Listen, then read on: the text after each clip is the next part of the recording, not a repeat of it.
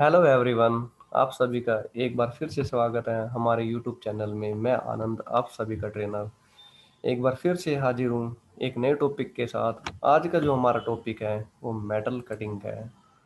ठीक है, आज हम पढ़ेंगे मेटल कटिंग के बारे में।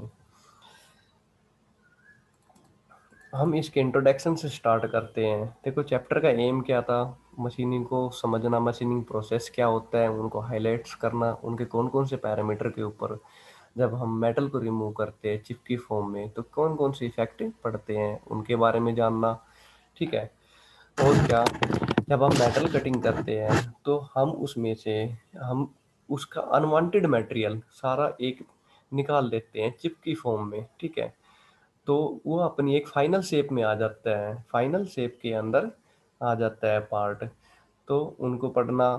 और क्या मेजर ड्रॉबैक होते हैं जो हमारे, जो loss of material in the form of chip होते हैं, तो उनको हमने पूरी अंडरस्टैंडिंग के साथ समझना मेटल प्रोसेस को। ठीक है। तो हम इनको कंटिन्यू आज पढ़ेंगे। इसके अंदर हम जो मेन पढ़ेंगे सिंगल पॉइंट कटिंग टूल और मल्टी पॉइंट कटिंग टूल के बारे में हम पढ़ेंगे। हम बात करते हैं हम सिंगल पॉइंट कटिंग टूल की। तो सिंगल पॉइंट कटिंग टूल क्या होता है? ये क्या है सिंगल पॉइंट कटिंग टूल? तो सिंगल पॉइंट कटिंग टूल के बारे में हम बात करेंगे। सिंगल पॉइंट कटिंग टूल का इंट्रोडक्शन पढ़ते हैं। Removal of metal from the work piece by means of cutting tool which have one major cutting edge. मतलब क्या हुआ? वो कटिंग टूल जिसके अंदर वन मेजर कटिंग एज होता है उसको हम बोलते हैं सिंगल पॉइंट कटिंग टूल। किसी भी वर्क पीस के ऊपर से हम मेटल को रिमूव कर रहे हैं। जब मेटेरियल को रिमूव करने के लिए हम जिस कटिंग टूल का प्रयोग कर रहे हैं उस कटिंग टूल के अंदर एक ही मेजर एज हो काटने के लिए, उसको हम क्या बोलते हैं? सिंगल पॉइंट कटिंग टूल बोलते हैं। आप सभी इमेज में देख पा रहे हो, ये क्या सिंगल पॉइंट कटिंग टूल है। यहाँ पे देखो, सिंगल पॉइंट कटिंग टूल है जो काटने के लिए यूज कर रहे हैं मटेरियल को। ठीक है। आपने लेथ मशीन के अंदर लगा हुआ देखा होगा कि सिंगल पॉइंट कटिंग टूल को, सेपर मशीन के अंदर लगा हुआ देखा होगा सिंगल पॉइंट कटिंग टूल को। ठीक है। ये अलग अलग आप देख रहे प्रोसेस हो रहा है सिंगल पॉइंट कटिंग टूल की सहायता से। अब बात करते हैं हम next multi point cutting tool के बारे में। देखो, मल्टी पॉइंट कटिंग टूल क्या होता है? Removal of metal from the work piece by means of cutting tools which have more than one major cutting edges. Which have more than one major cutting edges. हम किसी भी metal से या work piece से हम क्या metal को remove करते हैं। ठीक है। उसके लिए हम जिस कटिंग टूल का, ठीक है, जिस उसके लिए हम जिस कटिंग टूल का उपयोग करते हैं उस कटिंग टूल के अंदर एक से ज़्यादा कटिंग एजिज हो, उसको हम क्या बोलते हैं? मल्टी पॉइंट कटिंग टूल बोलते हैं। उसको मल्टी पॉइंट कटिंग टूल बोलते हैं। आप देख रहे हैं ड्रिल बिट होता है, उसमें भी एक से ज़्यादा कटिंग एजिज होते हैं। ठीक है। आपने ग्राइंडर का जो व्हील देखा होगा उसके अंदर भी एक से ज़्यादा कटिंग एजिज होते हैं, उसको भी मल्टी पॉइंट कटिंग टूल बोलते हैं। ठीक है। आप देखते हैं रीमिंग प्रोसेस करते हैं, रीमिंग प्रोसेस के दौरान आपने देख रहे हो जो रीमर होता है उसमें भी एक से ज़्यादा कटिंग एजिज होते हैं, तो उनको क्या मल्टी पॉइंट कटिंग टूल की कैटेगरी में रखा जाता है। अब हम सिंगल पॉइंट कटिंग टूल को हम डिटेल से पढ़ेंगे। सिंगल पॉइंट कटिंग टूल के जो पार्ट है उनके बॉडी पार्ट के बारे में पढ़ेंगे, उनके एंगल के बारे में पढ़ेंगे। तो सिंगल पॉइंट कटिंग टूल का जो सबसे जो पीछे वाला भाग होता है उसको बोलते हैं सैंक। यहाँ पे टूल बॉक्स होगा, जो टूल ये एक्सिस दिया हुआ है। ठीक है। यहाँ पे टूल बॉक्स होगा। तो सैंक कौन सा पार्ट होता है? जो टूल बॉक्स के अंदर फिट होता है। ठीक है। टूल बॉक्स के अंदर फिट होता है बिल्कुल। अब जो नीचे वाला पार्ट है ये क्या है? बेस। जो नीचे वाला पार्ट है वो क्या है? बेस। ठीक है। नीचे वाला पार्ट बेस होता है।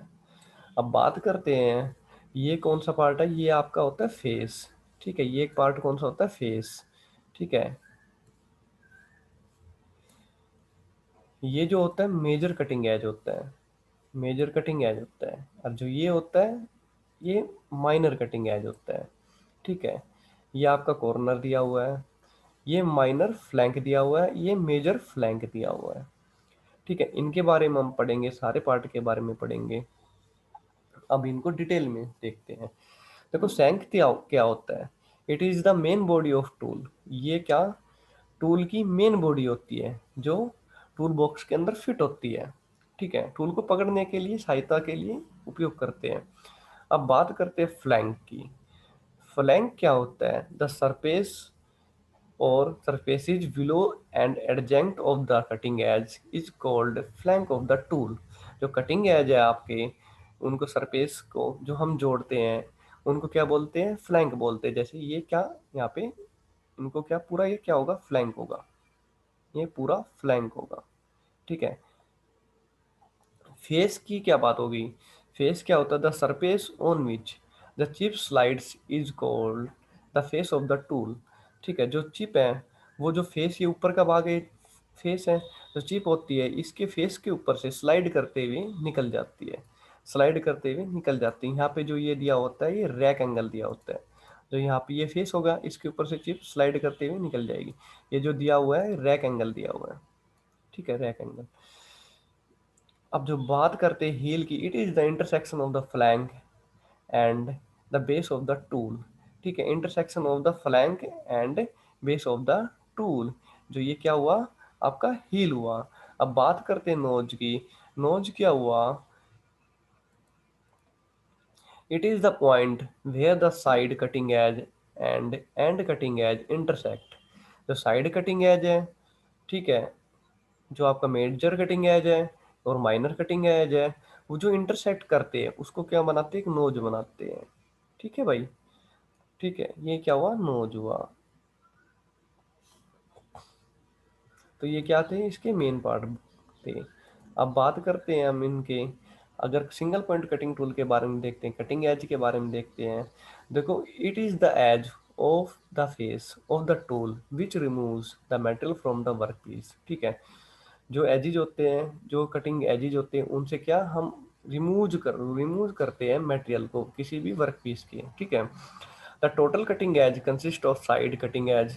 द टोटल जो कटिंग एज है वो consist of side cutting edge, जिसको बोलते हैं major cutting edge. End cutting edge को क्या बोलते हैं? माइनर कटिंग एज बोलते हैं। ठीक है भाई। जो मेजर कटिंग एज किसको बोलते हैं? साइड कटिंग एज को। और एंड कटिंग एज को माइनर कटिंग एज बोलते हैं। A single point cutting tool में भी आइदर लेफ्ट और राइट हैंड कट टूल। वो डिपेंड करता है आपके हाथ के डायरेक्शन के ऊपर और फीड के ऊपर। ठीक है। Such a tool will cut when feed from right to left in the lathe. ठीक है, in which the tool move from tail stock to head stock. Lathe के अंदर जो हम जो फीड देते हैं, लेफ्ट राइट टू लेफ्ट देते हैं। देखो, ये फीड देने की आपको बताया गया है। ये क्या हुआ? लेफ्ट से राइट फीड दे रहे हैं हम। किसी भी टूल के अंदर जो हम फीड देते हैं, ये क्या दे रहे हैं भाई? ये लेफ्ट से राइट जा रही है। ठीक है, और ये राइट से लेफ्ट जा रही है। परंतु लेथ मशीन के अंदर जो हम फीड देते हैं वो कौन सी देते हैं? राइट टू लेफ्ट देते हैं। ठीक है, इसका मतलब क्या हुआ? टेल स्टॉक से वो हेड स्टॉक की तरफ चलता है, पीछे से ऐसे आगे की तरफ चलता है। ठीक है, ये फीड देना हुआ। ठीक है, ये फीड प्रोसेस होता है। अब जो नेक्स्ट देखते हैं, angles of single point cutting tool के बारे में देखते हैं। जो एंगल होते हैं कटिंग टूल के, उनके बारे में पढ़ते हैं कि कौन कौन से अपने एंगल होते हैं।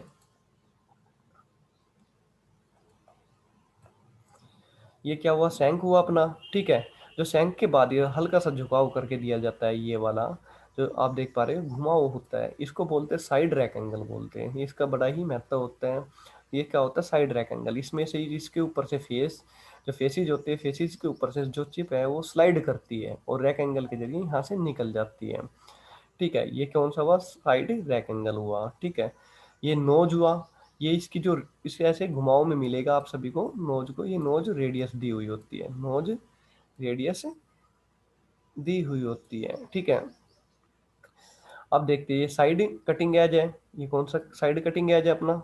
ठीक है भाई, साइड कटिंग एज है। जो यहाँ पे जो एंगल दिया होता है, ये एंगल, ये बैक रैक एंगल दिया होता है। कौन सा? Back rake angle. Back rake angle दिया होता है। आप देखते हैं कि इसके अंदर जो ये पार्ट ऐसे घुमाव के बाहर की तरफ सा होता है थोड़ा। ठीक है, इसको बोलते हैं साइड रिलीफ एंगल। कौन सा एंगल बोलते हैं इसको? साइड रिलीफ एंगल दिया होता है। ये कौन सा? साइड रिलीफ एंगल दिया होता है। ठीक है भाई, साइड रिलीफ एंगल। अब जो बात करते हैं हम, ये जो साइड का फ्लैंक है, ठीक है, ये साइड फ्लैंक हुआ, ठीक है। तो ये जो एंगल दिया हुआ होता है साइड फ्लैंक के अंदर, जो ये घुमा हो रहा है, देखो ये बिल्कुल घुमाव सा हो रहा है, तो ये घुमा हो रहा है, तो ये क्या, साइड कटिंग एज एंगल दिया होता है। कौन सा, साइड कटिंग एज एंगल दिया होता है, ठीक है।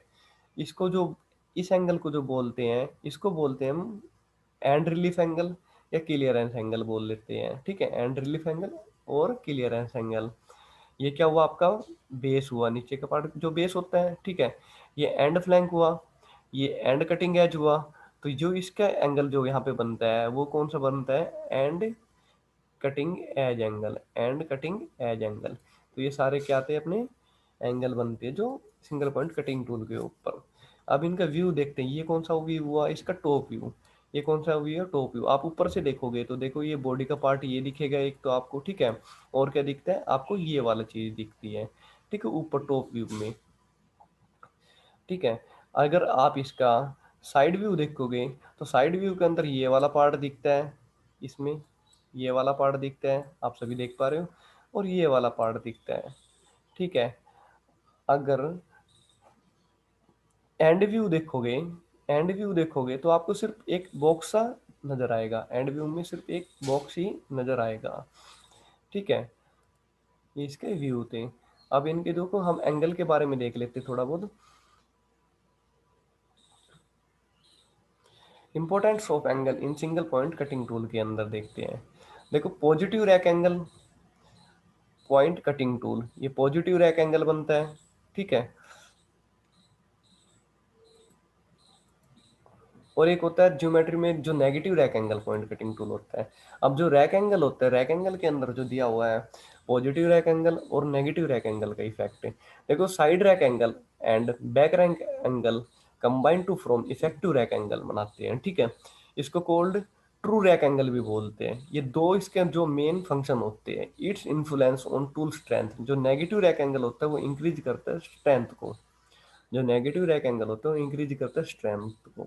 जो, और क्या, it influence on cutting pressure. जो पॉजिटिव रैक एंगल होता है वो रिड्यूस करता है कटिंग फोर्स को, ठीक है, जिसकी सहायता से जो चिप है वो आसानी से फ्रीली फ्लो कर जाती है, ठीक है। तो नेगेटिव रैक एंगल और पॉजिटिव रैक एंगल का आप सभी को पता चल गया होगा क्या क्या महत्व है, ठीक है। नेगेटिव रैक एंगल क्या इंक्रीज करता है स्ट्रेंथ को, पॉजिटिव रैक एंगल क्या करता है, फोर्स को रिड्यूस करता है ताकि चिप है वो आसानी से फ्रीली मूव कर जाए। अब देखते देखो positive rake angle, negative rake angle और जीरो रैक एंगल कैसे कैसे होते हैं, ठीक है। अब इमेज के अंदर देखना सभी, जो ये बेस लाइन दी हुई है, जो ये बेस लाइन दी हुई है, इससे नीचे की तरफ हल्का सा ये एंगल है टूल का झुकाव का। तो ये कौन सा एंगल हुआ भाई, कौन सा एंगल बन गया, पॉजिटिव रैक एंगल। जो बेस लाइन के बिल्कुल टच में है जो एंगल निकल रहा है, तो ये कौन सा, zero rake angle. Base line के कति बिल्कुल ऊपर जा रहा है, एक्सिस लाइन के ऊपर से जा रहा है, तो क्या हुआ आपका, ये नेगेटिव रैक एंगल, ठीक है भाई। नेगेटिव रैक एंगल आपको बताया, पॉजिटिव रैक एंगल क्या करता है, रिड्यूस करता है कटिंग फोर्स को, ठीक है, and this cutting power requirement. Negative rake angle क्या करता है, इंक्रीज करता है एज स्ट्रेंथ को and life of the tool. ये लाइफ ऑफ द टूल होता है, ठीक है, टूल की लाइफ को इंक्रीज कर देता है। जीरो रैक एंगल क्या, to simplified design and manufacture from the tool.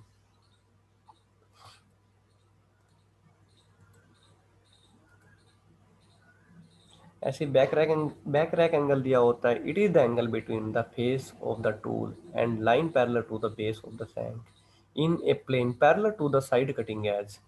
It effect the ability of the tool to shear the work of the from the chip, ठीक है। बैक रैक एंगल क्या करता है, effect करता है ability of the tool के ऊपर, ठीक है।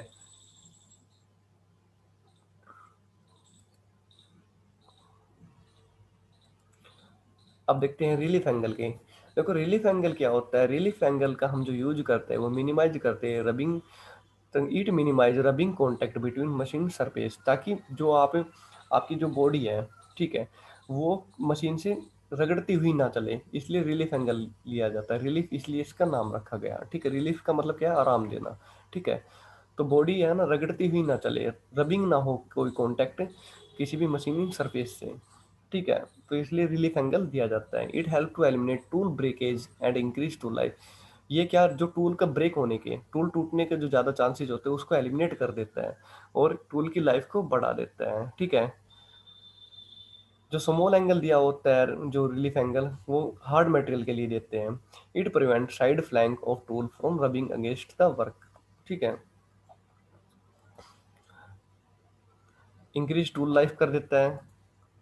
देखो एंड कटिंग एज एंगल दिया जाता है, जो एंड कटिंग एज एंगल दिया जाता है, it prevent from the cutting edge of tool from rubbing against the work. ठीक है।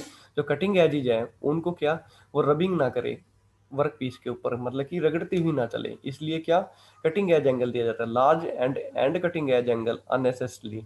ठीक है। जो जो हम बड़ा कटिंग एज एंगल दे देते हैं वो गलत है, वो क्या, टूल को कमजोर करता है। हम मोस्टली जो कटिंग एज एंगल देते हैं 8 से 15 डिग्री का कटिंग एज एंगल देते हैं। नोज रेडियस क्या होती है, ग्रेटर नोज रेडियस, जितनी बड़ी नोज रेडियस होगी उतनी ही अच्छी फिनिशिंग होगी। ठीक है। उतनी अच्छी फिनिशिंग होगी। All finish tool have greater nose radius than rough tool. ठीक है। तो यहाँ की अब ये क्लास को हम यहीं पे रोकते, थैंक यू सो मच सभी को। सभी चैनल को शेयर करेंगे, सब्सक्राइब करेंगे, बेल आइकन को दबा के रखेंगे ताकि आने वाली नोटिफिकेशन आप सभी को मिलती रहे।